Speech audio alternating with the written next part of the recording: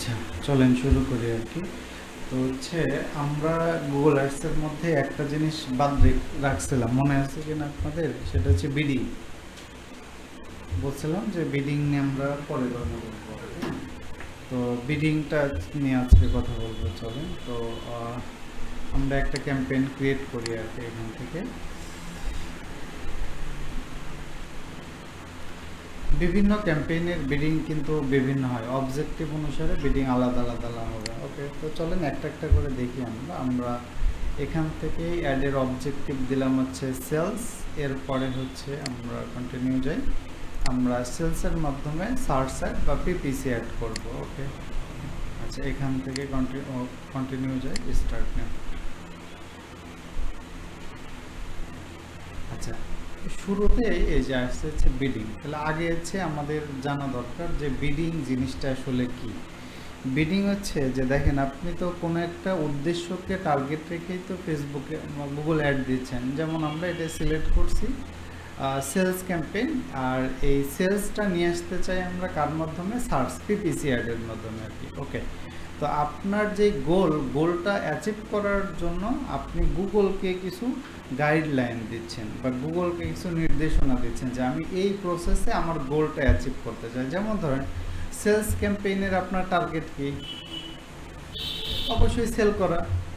ওকে, আপনার কি সেল ক্যাম্পেইনে টার্গেট হবে যে কেউ জাস্ট আপনার ওয়েবসাইটে ভিজিট করুক, এতটুকু কি হবে? তা কিন্তু না। সেল ক্যাম্পেইনের অবশ্যই টার্গেট হচ্ছে কেউ আপনার অ্যাডটা দেখে প্রোডাক্টটা পারচেস করুক। তো এখন এই যে দেখেন, এইখানে আছে হচ্ছে বিডিংয়ের ভিতর দেখেন অনেকগুলো আছে: conversion value, click, impression, share. Okay, আপনি যদি কনভার্সন দেন তাইলে কি আপনি হচ্ছে গুগলকে বলে দিচ্ছেন যে আমি যেই অ্যাডটা দিছি এবং আমি যেই বাজেটটা দিছি, আমার এই অ্যাড এবং এই বাজেটের মধ্যে আমাকে ম্যাক্সিমাম কি এনে দিতে হবে? ম্যাক্সিমাম কনভার্সন এনে দিতে হবে। ঠিক আছে? ওকে, ম্যাক্সিমাম কনভার্সন এনে দিতে হবে। এখন ধরেন এইখানে যদি দেখেন, আপনি যদি দেন হচ্ছে ক্লিক, তাহলে আপনি গুগলকে কি বলে দিচ্ছেন? যে আমাকে ম্যাক্সিমাম অ্যাডে ক্লিক এনে দিতে হবে। অর্থাৎ ধরেন আপনি হচ্ছে কোথাও কোনোটা হচ্ছে অ্যাড দেখাইলেন, আমি আমি যদি এখানে সার্চ করি যে বেস্ট হোস্টিং, এটা লিখে আমি সার্চ করলাম, করে যদি আমার এখানে একটা অ্যাড আসছে, তাহলে কেউ যদি এখানে অ্যাডে ক্লিক করে, তাহলে গুগল কী করবে? ওই সমস্ত মানুষের কাছে আপনার একটা দেখাবে যারা শুধুমাত্র ক্লিক করবে। কিনুক বা না কিনুক, এতে কিন্তু গুগলের কোনো মাথা ব্যথা নাই। কিন্তু যখনই আপনি দিবেন কি কনভার্সন, তাহলে গুগলের কিন্তু তখন তার উপরে একটা প্রেশার আছে। অর্থাৎ ওই সমস্ত মানুষকে আপনার অ্যাডটা দেখাইতে হবে যারা অ্যাড দেখে আপনার অ্যাডে ক্লিক করে আপনার ওয়েবসাইটে এসে পারচেস করবে। এখন বলেন তো যে গুগল কেমনে বুঝতে পারবে যে এই মুহূর্তে কোন সকল মানুষ কিনবে? তাদের কাছে তো অ্যাড দেখাবে, কারণ যারা কেনার জন্য রেডি তাদেরকে দেখাইলেই তো কনভার্সন হবে। যারা এখন কেনার জন্য রেডি না, আমি যেমন দেখেন, আমি কিন্তু এখন কেনার জন্য রেডি না, আমি কিনবো না, জাস্ট আপনাদের দেখানোর জন্য আমি সার্চ করতেছি। তাহলে আমাকে যদি অ্যাড দেখে, তাহলে ওদের কি লস হচ্ছে না? তাহলে তো দেখা যাচ্ছে যে আপনার অ্যাডে শুধু ক্লিকই হয়ে যাচ্ছে, কিন্তু কনভার্সন হচ্ছে না। হ্যাঁ, গুগল মূলত যেটা করে যে আমরা যখন কোনো কিছু এখানে বিডিংয়ের মধ্যে কনভার্সন দিয়ে দেই, গুগল একজন ইউজারের লাস্ট 7 ডেজ অ্যাক্টিভিটি ট্র্যাক করে। ধরেন 7 দিনের মধ্যে আপনি ধরেন আপনার হচ্ছে, আমি যেমন এখানে সার্চ দিলাম হোস্টিং কারা কেনে? যাদের বিভিন্ন ওয়েবসাইট বানানো লাগবে, তারা হোস্টিং কেনে। তাহলে এই বিগত 7 দিন কারা বিভিন্ন ওয়েবসাইট ডিজাইন ডেভেলপমেন্ট সংশ্লিষ্ট কাছাকাছি জিনিসপত্র নিয়ে এক্সপ্লোর করতেছিল, কারা একটা নতুন ডোমেইন কিনছে, অথবা কারা ধরুন যে ওয়ার্ডপ্রেসের বিভিন্ন টিউটোরিয়াল দেখছে বা কীভাবে ওয়েবসাইট বানানো যায় এই ধরনের কোনো টিউটোরিয়াল সার্চ করতেছে। তাহলে প্রিভিয়াস 7 দিনের ডেটা অনুযায়ী গুগল হচ্ছে বুঝতে পারে যে এই লোকরা এই মূলত এই হোস্টিংটা এখন পারচেস করতে পারে। তাইলে যখন আমরা কনভার্সন দেই, তাহলে এই মুহূর্তে মানে মার্কেটে বা হচ্ছে অডিয়েন্সগুলোর মধ্যে কারা সম্ভাব্য ক্রেতা, তাদেরকেই মূলত গুগল একটা দেখাবে। ওকে, তো যেহেতু আমাদের যদি আমরা এখানে কিন্তু ট্রাফিক ক্যাম্পেইন করছিলাম, যখন ট্রাফিক ক্যাম্পেইন যদি আমরা ধরেন কথার কথা ট্রাফিক ক্যাম্পেইন করতাম, তখন কি আমি কনভার্সন দিতাম না ক্লিক দিতাম? তখন আমি ক্লিক দিতাম, কারণ ট্রাফিকের টার্গেট কি, যে জাস্ট অ্যাডটা দেখে জন্য আমাদের ওয়েবসাইটে যায় আর কি। ওকে, তাহলে এটা গেল কনভার্সন। আচ্ছা, এখন এখান থেকে একটা বলছে যে সেটে target cost per action. Cost per action বলতে বলা হচ্ছে সিপিএ, কস্ট পার অ্যাকশন। এটা প্রথমের দিকে এটা অপশনাল। আচ্ছা দেখেন এইখানে কিন্তু আমি বলছি কি যে ধরেন আমাকে কি এনে দাও, কনভার্সন এনে দাও, কিন্তু একটা কনভার্সন আনতে গুগল অ্যাডসকে কিন্তু আমি বলে দিইনি যে তুমি কত টাকা খরচ করবা, এটা কিন্তু আমি এখনো বলি নাই আর কি। তাহলে আমরা কি করব, আমরা যখন এই যে এখান থেকে বাজেট দেই, বাজেটের মধ্যে আমরা কি করে দিই এখানে, যে ধরেন এখানে একটা ডেইলি একটা বাজেট দেই, তাহলে আমি দিলাম ধরেন ডেইলি $10। তাহলে ডেইলি $10 মধ্যে গুগল কি করবে, তার কি অনুযায়ী ম্যাক্সিমাম একটা রেজাল্ট বা ম্যাক্সিমাম কনভার্সন আমাকে এনে দিবে। আচ্ছা, এখন এখানে আরেকটা অপশন আছে যে সিপিএ, মানে কস্ট পার অ্যাকুইজিশন, অর্থাৎ একটা সেলস করতে গেলে আপনার কয় ডলার খরচ হবে আপনি চাইলে এটা সেট করে দিতে পারবেন। এখন আপনি কি শুরুতে এটা সেট করে দিতে পারবেন? না, শুরুতে এটা সেট করে দিতে পারবেন না। তাহলে শুরুতে আপনাকে কি করতে হবে, প্রথমে কিছুদিন কনভার্সন দিয়েই অ্যাড চালাতে হবে। অ্যাড চালানোর পরে ধরেন আপনার মোটামুটি গুগল বলছে যে আমাদের লাস্ট 30 দিনে মোটামুটি হচ্ছে আপনার 15 to 50, অর্থাৎ 15 থেকে 50টা সেল হতে হবে, বা লাস্ট 50 ডে, মানে লাস্ট যদি 15 বা 50টার মতো সেল হয়, তাহলে সেই ডাটার উপর ভিত্তি করে আপনি পরবর্তীতে টার্গেট সিপে অ্যাড করে দিতে পারবেন। ধরেন আপনি 15 দিন অ্যাড চালাইছেন, অ্যাড চালানোর পরে দেখলেন যে একটা সেলস নিয়ে আসতে গেলে আপনার অ্যাভারেজে $2 করে খরচ হয়েছে। ওকে, তাহলে আপনি পরবর্তীতে এখানে এসে কি দিলেন, টার্গেট সিপে কত, $2। আচ্ছা, $2 দিলে তার মানে কি যে সে কি মানে প্রত্যেকটা সেল আনার জন্য $2 খরচ করবে না ম্যাক্সিমাম $2 খরচ করবে? ম্যাক্সিমাম, অর্থাৎ আমি তাহলে এইটা কিন্তু আমি প্রথমেই দিতে পারবো না, এটা আমাকে দিতে হবে কখন, পরে। এখন প্রশ্ন হচ্ছে পরে আমি আবার এটা দেখতে পারবো কোন জায়গায় যে আমার কত ডলারে কতটা সেলস হয়েছে। এটা আপনি দেখতে পারবেন হচ্ছে, আমি যদি আবার ads.google.com অন্য একটা ইতে থেকে যাই, ট্যাব থেকে, ধরেন এটা তো সেট আপ নাই,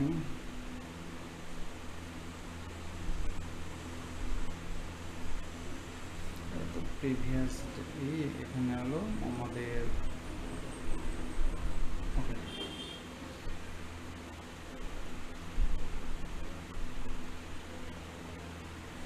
CTR all content,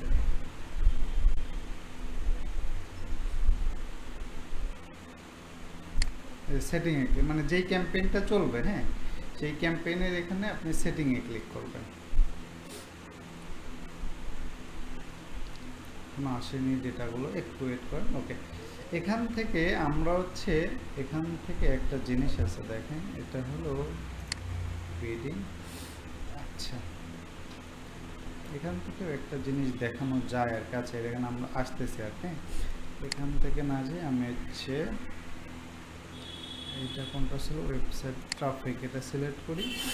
সিলেক্ট করার পরে হচ্ছে আমরা অ্যাড গ্রুপে যেতে পারি। অ্যাড গ্রুপে গেলে এখান থেকে কোনো একটা অ্যাড গ্রুপে ক্লিক করি। আচ্ছা, এটা হচ্ছে সরাসরি ই ক্যাম্পেইন, তো কিওয়ার্ড নাই এর মধ্যে। তারপর দেখি হচ্ছে এক্সটেনশন আরেকবার, অন্য কোনো গ্রুপের মধ্যে অ্যাড আছে কিনা, টোটাল অ্যাড গ্রুপ।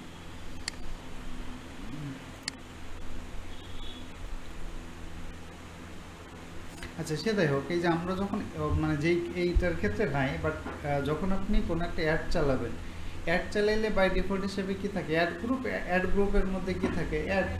তাহলে একটা অ্যাডে যখন আসবেন এখান থেকে দেখবেন এই যে লেখা আছে কস্ট, তার মানে ধরেন এখানে আপনাকে লেখা থাকবে কি প্রত্যেকটা সেলস হতে গেলে কত টাকা কস্ট হয়েছে। দেখবেন যে কোনো অ্যাডের কস্ট হয়েছে $1, কোনো অ্যাডের কস্ট হয়েছে $2, কোনোটা সেল নিয়ে আসতে গেলে $3।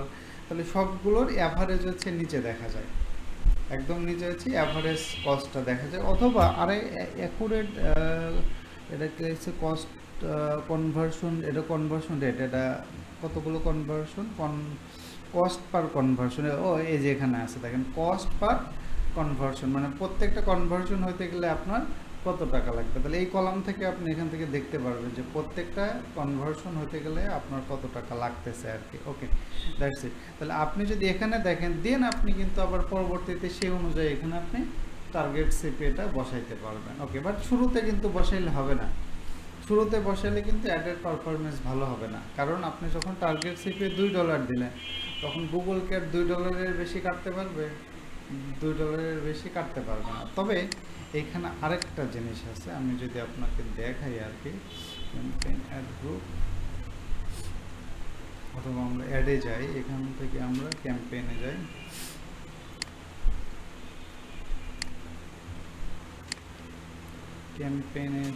ক্যাম্পেইনে যাওয়ার পরে এখানে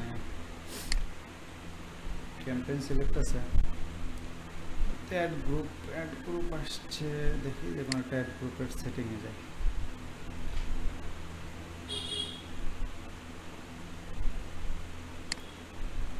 বিট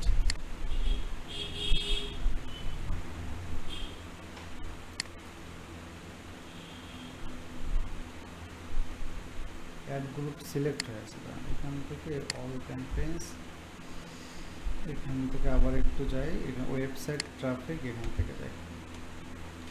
আচ্ছা, কোনো একটা ক্যাম্পেইনে আসলে এখানেও দেখবেন বিডিং আছে, অর্থাৎ ধরেন কোনো একটা ক্যাম্পেইন আপনি চালাইছেন, এই যে যেমন হচ্ছে আমরা এখানে দেখলাম আপনি প্রথমে কনভার্সন ক্যাম্পেইন চালাইছেন, তাহলে পরে এসে আবার কি করবেন, এখানে এসে হচ্ছে টার্গেট সিপিএ বসাবেন, তাহলে এখান থেকেও বসাইতে পারবেন, অথবা কোনো একটা ক্যাম্পেইনের এই যখন সেটিংয়ে যাবেন, সেটিংয়ে যাওয়ার পরে এখানে দেখবেন এই যে লেখা আছে হচ্ছে বিডিং, হয়ে গেল এই যে বিডিংয়ের মধ্যে গেলে এখান থেকেও আপনি আবার চাইলে, যেমন আমি যদি এখানে দিই যে চেঞ্জ বিডি স্ট্র্যাটেজি, তাহলে এখান থেকে আপনি আবার যে কোনো সময় চেঞ্জ করতে পারবেন, conversion rate, click, impression, share, এগুলো কিন্তু আপনি যে কোনো সময় আবার চেঞ্জ করতে পারবেন আর কি।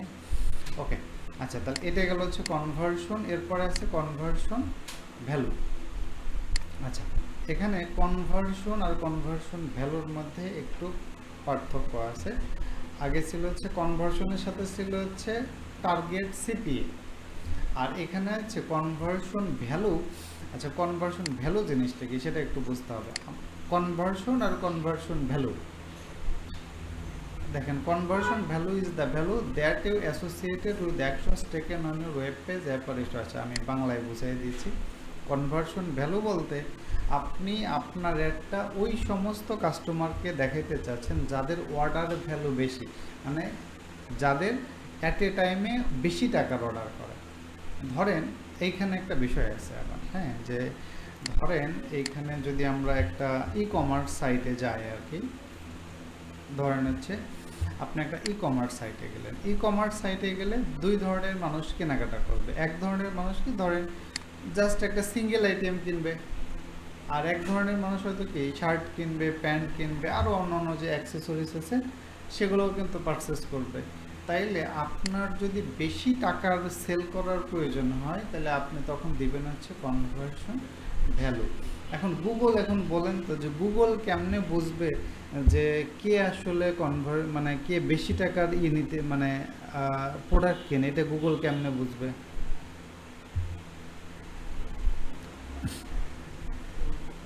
মানে আমরা তো এখানে দিলাম কনভার্সন ভ্যালু। কনভার্সন ভ্যালু কি, যে হচ্ছে যারা যারা বেশি টাকার প্রোডাক্ট কিনে তাদেরকে গুগল একটা দেখাবে। এখন যারা কোন কোন পার্সন বা কোন ব্যক্তিরা হচ্ছে বেশি টাকার প্রোডাক্ট কেনে, এই তথ্যটা গুগল কিভাবে পায়? হ্যাঁ, আগে থেকে তো কিনেছে, কিনলে সেইটা আমরা কনভার্সন ট্র্যাকিং শিখে আসলাম না কয়েকদিন আগে। কনভার্সন ট্র্যাকিংয়ের সময় আমরা ওই যে ভ্যালু পাঠাইলাম না গুগল অ্যাডের কাছে, যে একজন কত টাকার প্রোডাক্ট কিনছে তার কাছে ভ্যালুটা পাঠাইলাম, তাইলে সেই ডেটা তো আমরা পেয়ে যাচ্ছি, মানে কারা কারা বেশি টাকার প্রোডাক্ট কেনে, ওই যে কনভার্সন ট্র্যাকিং থেকে তো গুগলের কাছে আগে থেকে রেজাল্ট আছে। সো এখানে হচ্ছে কনভার্সন ভ্যালু দিলে তাদের কাছে কিনবে। এখন এইখানে আছে হচ্ছে সেটে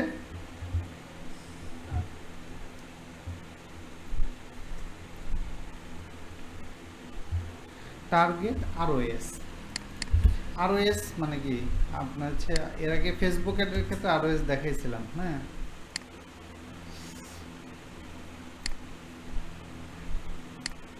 এই যে ROS এর একটা ফর্মুলা আছে না, ROS মানে কি, রিটার্ন অন অ্যাড স্পেন্ড। অর্থাৎ আপনি কত টাকা খরচ করে কত টাকা রিটার্ন চাচ্ছেন, রিটার্ন অন অ্যাড স্পেন্ড। অর্থাৎ আপনি কত টাকা খরচ করে কত টাকা রিটার্ন চাচ্ছেন। ফর্মুলা হলো হচ্ছে বলছে অ্যামাউন্ট গেইন ফ্রম অ্যাডস, মানে কত টাকার সেল করছেন ভাগ অ্যামাউন্ট স্পেন্ড অন অ্যাডস, কত টাকা অ্যাডের ক্ষেত্রে খরচ করছেন গুণন 100%। এটা হলো হচ্ছে আপনার হলো ROS ফর্মুলা। এটা বিষয়টা কীরকম আমি আপনাকে বলি। ধরেন নোটপ্যাড,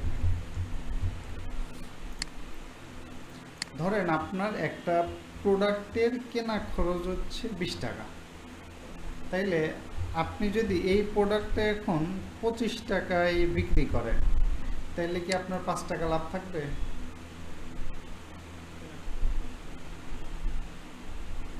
ধরেন আপনার 20 টাকা একটা প্রোডাক্ট কেনা খরচ পড়ছে, আপনি বিক্রি করলেন 25 টাকা, তাহলে আপনার লাভ কয় টাকা থাকবে?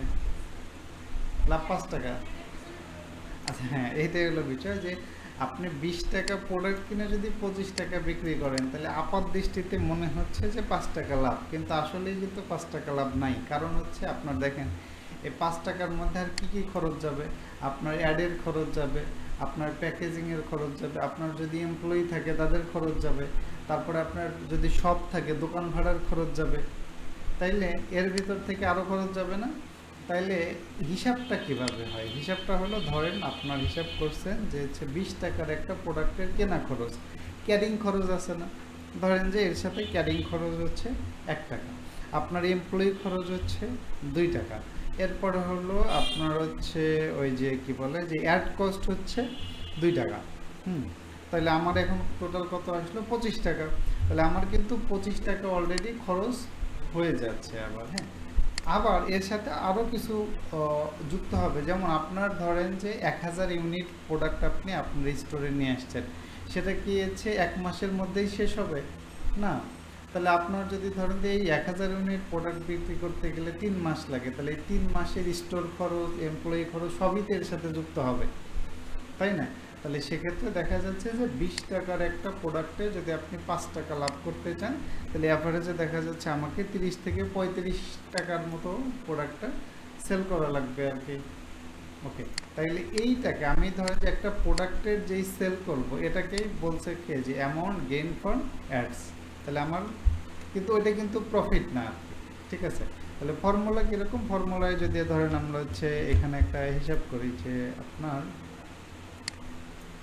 যে ধরেন অ্যামাউন্ট গেইন ফ্রম অ্যাডস, কথার কথা যে আপনি হলো হচ্ছে একটা প্রোডাক্ট ধরেন কথার কথা 5000 টাকার প্রোডাক্ট বিক্রি করছেন। হ্যাঁ, এখানে আমাদের ভাগ যাবে হচ্ছে ধরেন 5000 টাকার প্রোডাক্ট বিক্রি করতে আপনার খরচ হয়েছে হচ্ছে ধরলাম $100, মানে $5000 প্রোডাক্ট বিক্রি করতে আপনার $100 খরচ হয়েছে। তাহলে ধরেন হচ্ছে আমরা যদি এখন হিসাব করি যে তাহলে কত, 5000 ভাগ হচ্ছে আমাদের $100, তাহলে কত, 50 গুণ হচ্ছে কত, এর সাথে গুণ হবে কত, 100%, সরি গুণ ও ভাগ হয়ে গেছে আর কি।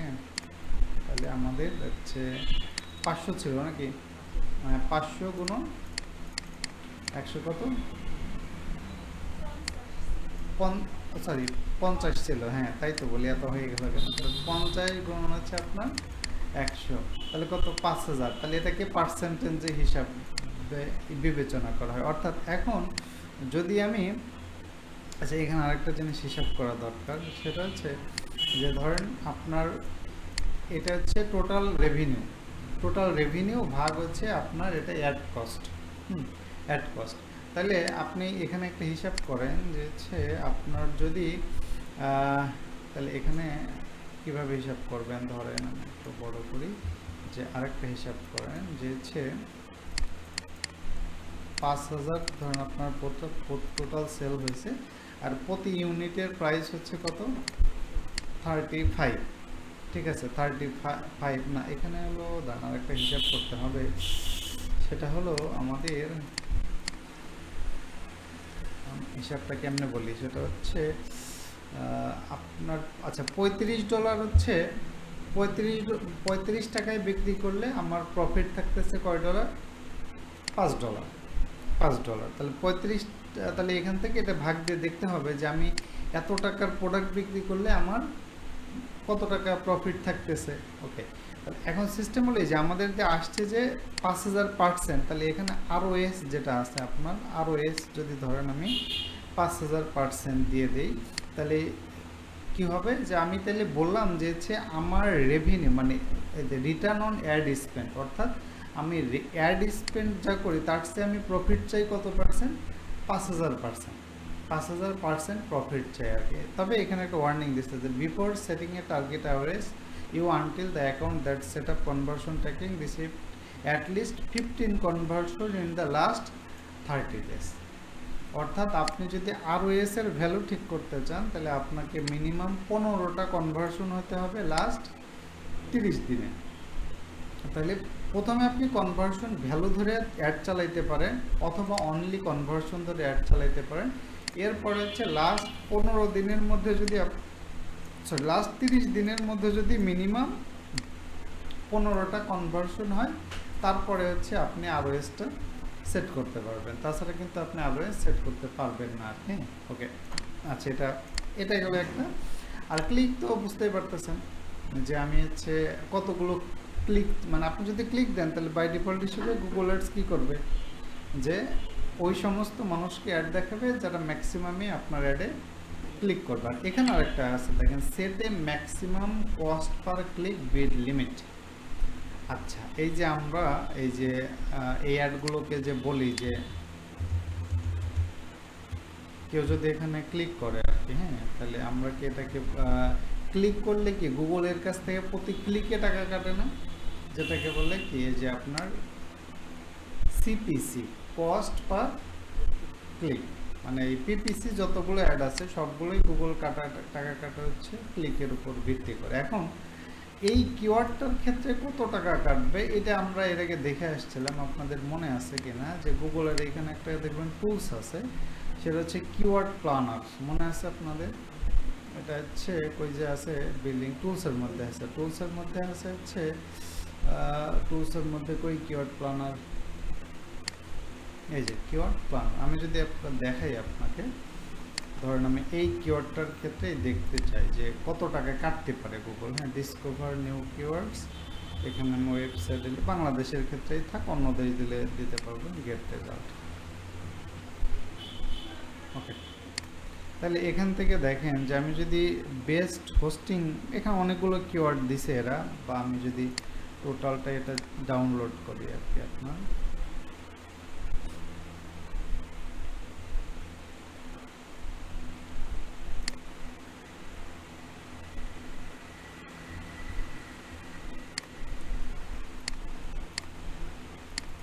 আচ্ছা এখানে অনেকগুলো কিওয়ার্ড দিছে, এখানে আপনার হচ্ছে the currency average monthly search competition index of this, এই যে দেখেন হাই রেঞ্জ, এটা হচ্ছে লো রেঞ্জ আর কি। হ্যাঁ, দুইটা জিনিস আছে, এই যে দেখেন যে হচ্ছে এখানে যে কিওয়ার্ড প্রথমে ধরেন একটা হচ্ছে বেস্ট হোস্টিং, আমি যদি এটাকে একটু মার্ক করে দিই বেস্ট হোস্টিং, এইটা দিয়ে যদি কেউ বাংলাদেশে অ্যাড দিতে চায় তাহলে সেক্ষেত্রে দেখেন top page bid low range, তাহলে সেক্ষেত্রে সর্বনিম্ন প্রতি ক্লিকে কাটতে পারে কত? 0.29 থেকে ম্যাক্সিমাম কাটতে পারে $1.86। এখানে একটা অ্যাভারেজ ভ্যালু দেয়, এদিকে থাকতে পারে, দেখে আছে কিনা, না অ্যাভারেজ আপাতত দিচ্ছে না, তাহলে মিনিমাম দিচ্ছে আর হচ্ছে ম্যাক্সিমাম দিচ্ছে আর কি। ইউএসএতে দিলে দেখবেন আরও বেশি হতো এটা আর কি। ওকে, এখন ধরেন আপনি যখন অ্যাড চালাবেন, অ্যাড চালানোর পরে এখানে দেখেন যদি ক্লিক দেন তাহলে কোনো কিওয়ার্ডের ক্ষেত্রে ক্লিকে সব কিওয়ার্ডের ক্ষেত্রে কি সমান টাকা কাটবে? তা কিন্তু কাটবে না, কারণ আপনি যেখানেই দেখেন যে হচ্ছে আমাদের যে কিওয়ার্ড আছে এগুলো একটু ডিলিট করে দিই, তাহলে এদিকে চলে আসবে, এদিকে আসে দেখেন বেস্ট হোস্টিংয়ে মিনিমাম হচ্ছে আমাদের, এটাও কেটে দিই, মিনিমাম 29, ম্যাক্সিমাম হচ্ছে 1.8। বেস্ট ওয়ার্ডপ্রেস হোস্টিং এটার ক্ষেত্রে 0.4, 1.75। তার মানে কি বিভিন্ন কিওয়ার্ডের ক্ষেত্রে বিভিন্ন অ্যামাউন্টে টাকা কাটবে।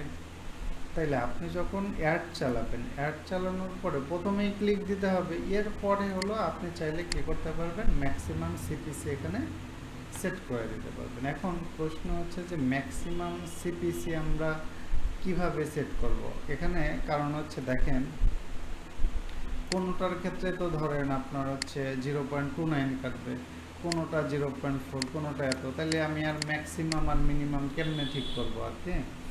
এক্ষেত্রে সিস্টেম হলো যে আপনার সকল কিওয়ার্ডের মধ্যে দেখবেন ম্যাক্সিমাম যেই অ্যামাউন্ট, যেমন আমরা যদি এতটুকুর অংশের মধ্যে দেখি তাহলে ম্যাক্সিমাম কত, এই যে এটা 2.93, এটা আমাদের ম্যাক্সিমাম। তো 2.93 যদি আমাদের ম্যাক্সিমাম হয়, এর সাথে আপনাকে প্লাস 20 to 25% যোগ করতে হবে।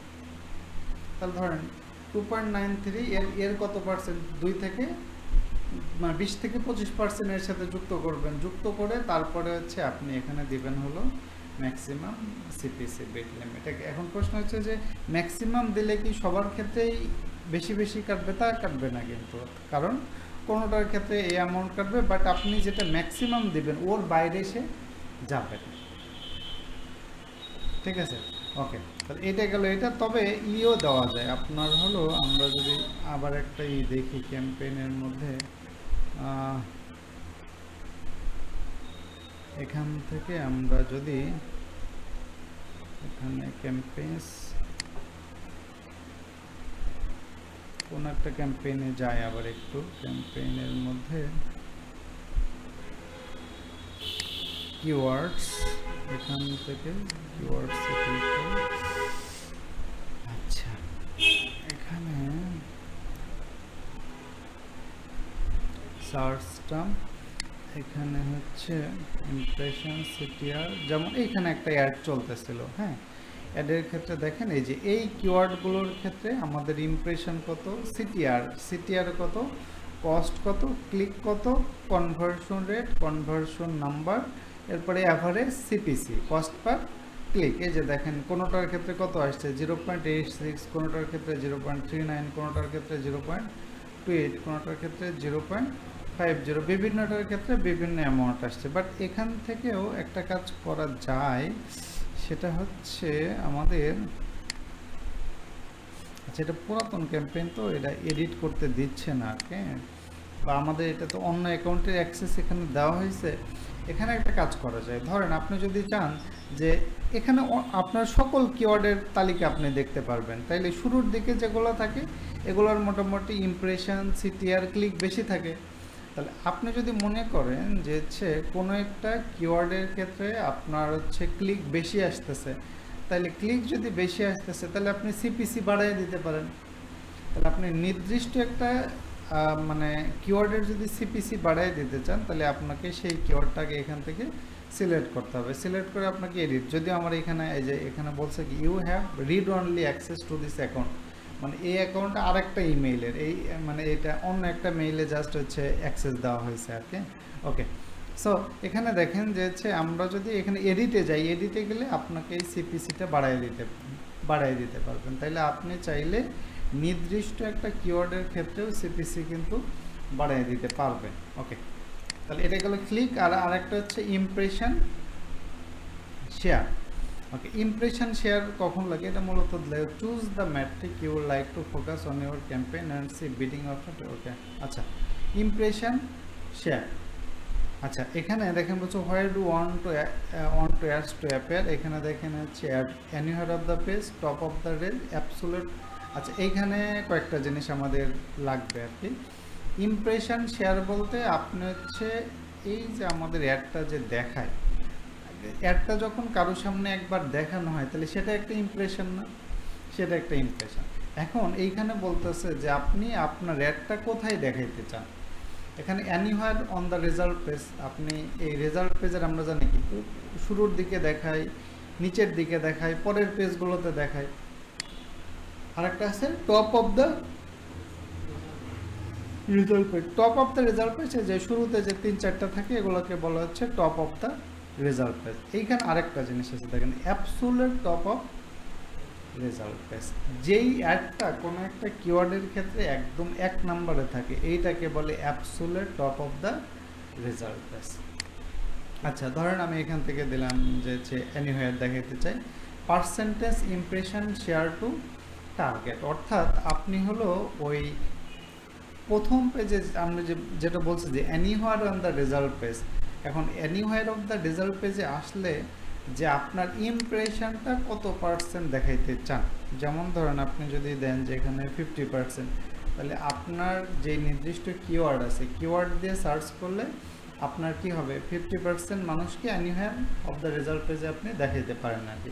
আর আপনি যদি দেন যে টপ অফ দ্য রেজাল্ট অর্থাৎ উপরে থাকতে হবে, আপনি যদি এখানে দেন যে 90% ক্ষেত্রে আমি কি থাকতে চাই টপ অফ দ্য রেজাল্ট ক্ষেত্রে থাকতে চাই, সেই ক্ষেত্রে আপনাকে বিড অ্যামাউন্ট দিতে হবে ম্যাক্সিমাম সিপিসি। সিপিসি মানে কি কস্ট পার ক্লিক। এই যে আপনি আপনার অ্যাডটাকে একটা পেজের টপে রাখতে চান 90% ক্ষেত্রে, সেই ক্ষেত্রে আপনি বাজেট কত দেবেন। তাহলে এই ক্ষেত্রে যদি আপনি বাজেট দেন তাহলে অবশ্যই আপনাকে একটু বেশি বাজেট রাখতে হবে, কারণ টপ পেজে তো মানুষের মানে কি বলে ক্লিক করার সম্ভাবনা বেশি থাকবে। সো আপনাকে এখানে সেই ম্যাক্সিমাম অ্যামাউন্টটা দিতে হবে। তাহলে সেই ম্যাক্সিমাম অ্যামাউন্টটা আবার কত দিবেন, ধরেন আমরা নর্মালি জানি কি যে আগে দেখে আসলাম যে আমরা যদি ম্যাক্সিমাম সিপিসি দিই তাহলে নর্মাল যে সিপিসি এর থেকে কত 20 থেকে 25% পর্যন্ত বাড়িয়ে দিতে পারি। সো আপনি এখানে ওই অনুযায়ী প্লাস মাইনাস করে দেবেন। তাহলে নর্মালি যদি 20 থেকে 25% দেয় ওর সাথে আরেকটু বাড়িয়ে দিলেন 30 থেকে 40% ম্যাক্সিমাম দিতে পারেন। ওকে, বাট এইটা কিন্তু একটা জিনিস বোঝার আছে যে আমরা দেখবেন যে যেহেতু এটা সেলস ক্যাম্পেইন করছিলাম, সেলস ক্যাম্পেইনের মধ্যে কনভার্সন অথবা কনভার্সন ভ্যালুই দিতে হবে, এগুলো কিন্তু আদার অপশন। ওকে, তো আমরা ধরেন এখান থেকে এটাকে ডিসকার্ড করে দিলাম, ডিসকার্ড করে দিই। এবার আরেকটা করি, দেখি এখান থেকে সেলস করছিলাম আমরা ধরেন লিড করি, হ্যাঁ লিড করি। এখন দেখি এটাও সার্চের মাধ্যমেই করি, ধরেন দেখি কি আসে। এবার দেখি কি আসছে, কনভার্সন কমপ্লিট একই জিনিস আছে, চেঞ্জ নাই আর কি। ওকে, তাহলে আমরা এটা হচ্ছে এখান থেকে কেটে দেই, ডিসকার্ড করে দেই। এরপর যদি আরেকটা করি, ধরেন এখান থেকে ক্যাম্পেইন ওয়েবসাইট ট্রাফিক আচ্ছা এবার হচ্ছে ডিমান্ড জেন বা ডিসপ্লে দেই, দেখি কি আসে। আচ্ছা এবার হচ্ছে বাজেট এন্ড বিডিং এ যান।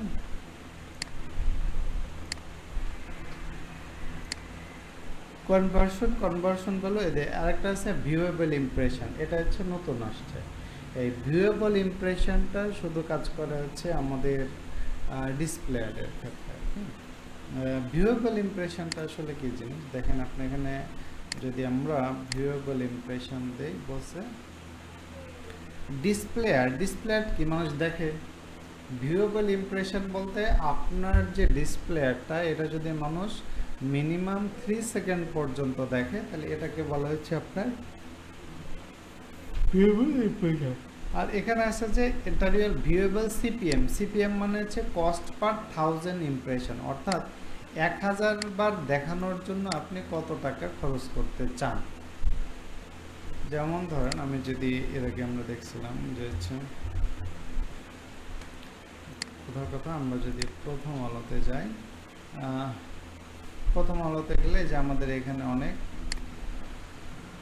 এই যে এটা একটা অ্যাড দেখাচ্ছে না, তাহলে আমি যদি 3 সেকেন্ড ধরে এটা দেখি তাহলে এটাই কি ভিউয়েবল ইমপ্রেশন। তাহলে আপনার অ্যাডটা 1000 বার, নট 1000 মানুষ, কারণ হচ্ছে একটা মানুষ হতে একাধিকবার দেখতে পারে, এই জন্য কিন্তু এখানে দেওয়া আছে ভিউয়েবল ইমপ্রেশন। একজন মানুষ তো একাধিকবারও দেখতে পারে।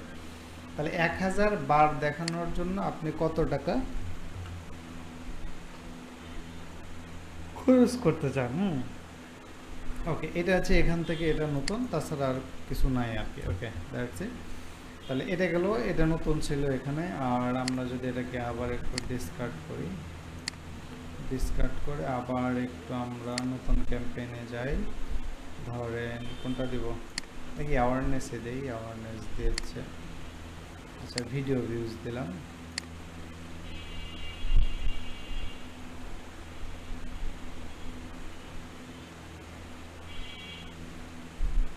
আচ্ছা এবার হলো আমরা যদি বিড স্ট্র্যাটেজিতে যাই তাহলে এখানে আমাদের হচ্ছে এটা বাজেট হচ্ছে বিডি স্ট্র্যাটেজি। আচ্ছা, বিডি স্ট্র্যাটেজির এখানে ইউটিউবের ক্ষেত্রে আপাতত আর কোনো চেঞ্জ করার সুযোগ নেই আর কি, দু একদিন পরে দিয়ে। হ্যাঁ, এখানে টার্গেট সিপিভি মানে হচ্ছে কস্ট পার 1000 ভিউজ। ইউটিউবের ক্ষেত্রে কি হয়, ভিউজ হয় আর কি। তবে আরও কিছু আছে, তার মানে একটা ম্যাক্সিমাম সিপিভি, মানে আপনি হলো কত টাকা খরচ করে ম্যাক্সিমাম কতগুলো কস্ট পার 1000 ভিউজ পাইতে চান, টার্গেট সিপিএম, তারপরে ভিউয়েবল সিপিএম, টার্গেট সিপিএ, ম্যাক্সিমাম, এগুলো সবগুলোই তো আমরা দেখলাম, টার্গেট আরওএস সবগুলোই দেখছি আর কি। তাহলে সিপিএম তো ছিলই, নতুন যেটা আসলো সিপিভি। ইউটিউবের ক্ষেত্রে তো ভিউ মানে কত, মানে কস্ট পার 1000 ভিউ, কতগুলো হচ্ছে ভিউর জন্য আপনি কতগুলো ইয়ে করতে চান আর কি। এবার আরেকটা আছে হচ্ছে ম্যাক্সিমাম সিপিভি, মানে হচ্ছে ওই যে আপনার হলো ম্যাক্সিমাম আপনি 1000 ভিউর জন্য কত টাকা খরচ করতে চান। বাট শুরুতে তার জন্য আমাদের কি আগে টার্গেট সিপিভি দিয়ে অ্যাড চালাতে হবে, দেন আপনার বাকিগুলো দিতে হবে আর কি। ওকে, তাইলে মূলত হচ্ছে এই বিট স্ট্র্যাটেজি হচ্ছে বিষয়টা হলো যে আমাদের অ্যাডটা আসলে আমাদের যে অডিয়েন্সগুলো আছে তাদেরকে আমি কোন স্ট্র্যাটেজিতে ফালায় দেখাইতে চাই, এটাই হলো বিডিং। তো বিডিংটা খুবই ইম্পর্ট্যান্ট, কারণ আপনি যেই বিডিংটা দিবেন আপনার অ্যাডটাকে গুগল ওই অনুযায়ী অপটিমাইজ করবে। এখন আপনার যদি বিডিং ভুল হয় তাইলে কিন্তু আউটপুট ভালো আসবে না। ওকে, অথবা আপনি চাইলে কোনো একটা অ্যাড যখন ইউজ করবেন আপনি চাইলে চ্যাটজিপিটির হেল্প নিতে পারেন। ওকে, যে ধরেন আমি যদি এখানে বলি যে হচ্ছে which bid strategy I can use for, ধরেন হচ্ছে দিলাম website TRAW traffic ads for Google.